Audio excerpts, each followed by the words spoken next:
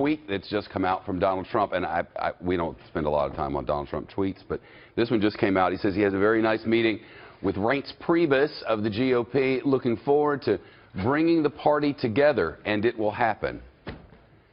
That's just weird. Let's bring in the Time political reporter, Zeke Miller. You don't bring the party together by going back on a pledge and saying that you've been mistreated. I mean, this pledge to support whoever the nominee is, it's a very big deal, and he just tore it up. You know, you're right. That's absolutely correct. This is a move at the national level that Reince Priebus took late last year in an effort to stop Donald Trump from talking about splitting the party in two, taking his supporters and going home. It's something we've heard Donald Trump say time and time again. If he's not treated fairly, he's just going to go home. And now he's started running up, and as he's realizing that he has his own ceiling, is struggling to get Republicans who don't like him on board. Now most frontrunners would start coalescing. That is not happening to Donald Trump. And there's also some very real practical concerns with breaking that pledge. In a state like South Carolina, where you had to sign the pledge to get on the ballot, now some delegates and some of those anti-Trump forces are talking about trying to file a contest so that Trump would potentially lose those 50 pledged delegates in the state. And we start talking about a contested convention, an open convention. That's a lot of delegates. The last 3 days, it's hard really to come up with a way that a candidate could have maybe a worse few days. And there appears to be some movement in Wisconsin. But is that just a Wisconsin thing, or is there something bigger happening here from your reporting?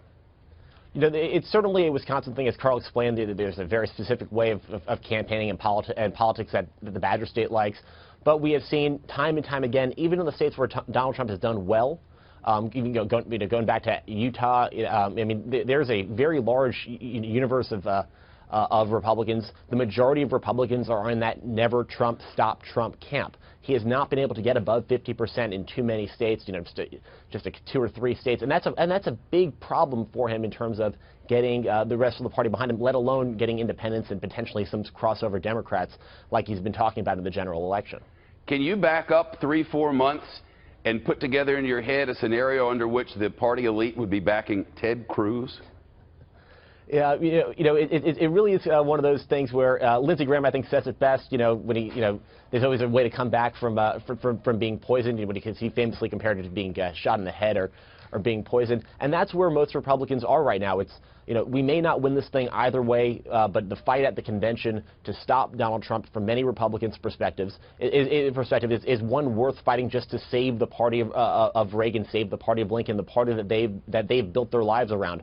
That's not necessarily where a lot of Republican voters are, but certainly the folks here in the Beltway, that's what they're thinking. Let's fight this out as long as possible. We may never win, but that's why they're getting behind Ted Cruz, because at least they know that Ted Cruz is a Republican, and they have their doubts about Donald Trump. Well, aren't there two things happening down there? Is it a fair observation that there's this new group that Trump has that, that toss them out and change our ways group, and then there's the Party of Lincoln group, and they now appear, at least from this view, to be two separate things, and he talks about uniting them.